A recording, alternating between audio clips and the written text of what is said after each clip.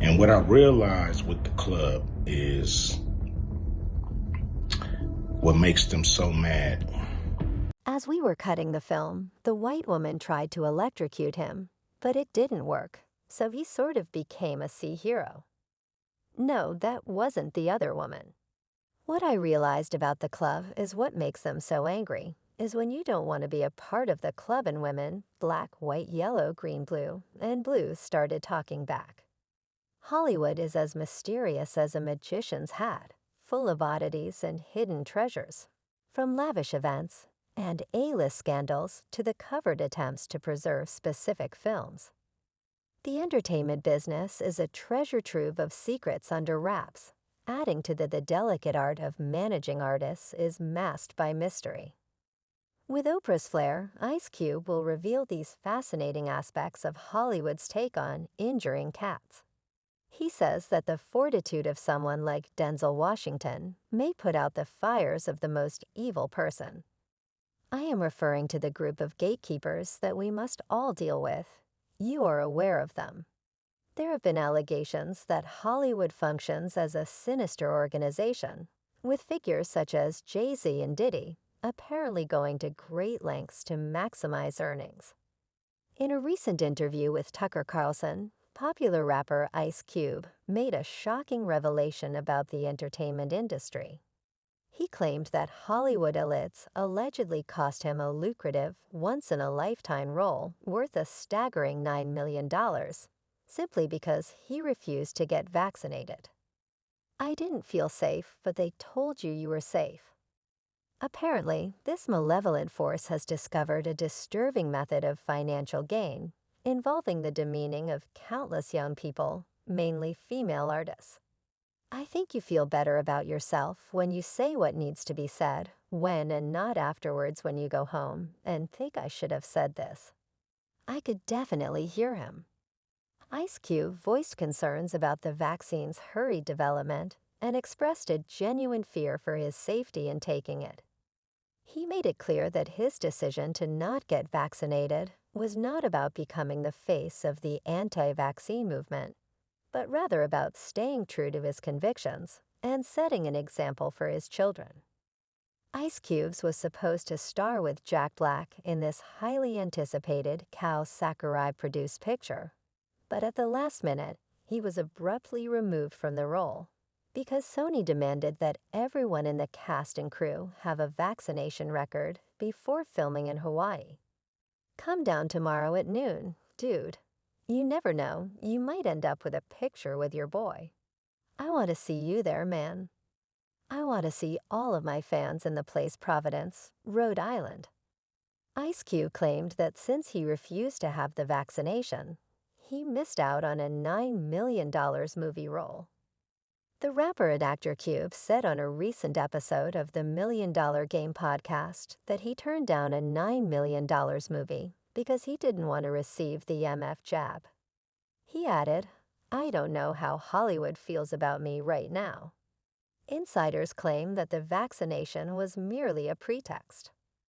Hollywood heavyweights like Oprah Winfrey never wanted Ice Cube to finish this movie since they were using another actor on people without getting their permission. But after 2 years, all of that conviction has vanished. Supporters of Cube came out to show their support for him throughout his trying times. One of them said, "I like that Cube is a critical thinker. We need more people in the world like that." Another added, "We need that Q uses his judgment to make decisions instead of automatically accepting the opinions and ideas of others." I came here for Q, and despite all the trash in Hollywood, I wasn't let down. He is a breath of fresh air, and I greatly value his candor. He purports to be arguing that many female artists have suffered greatly at the hands of Jay-Z and Diddy, frequently going unnoticed. Their lives, he says, have been reduced to a turbulent and difficult journey. They owe a lot of people a lot of favors. The more money you give them, the more you're listened to as additional evidence for this assertion. Ice Cube previously brought attention to the fact that Hollywood has a history of abusing everyone, including prisoners. However, it's not just Ice Cube that has been accused of working closely with the powerful private sector to gain mutual benefits from the free labor of millions of prisoners. Concerns have also been raised about the vulnerability of even young children. Adolescents and innocents, especially female artists, are especially vulnerable to the predatory behaviors that occur in the entertainment industry. Gangster. Judges entered a prison camp that housed the children's protectors at the time.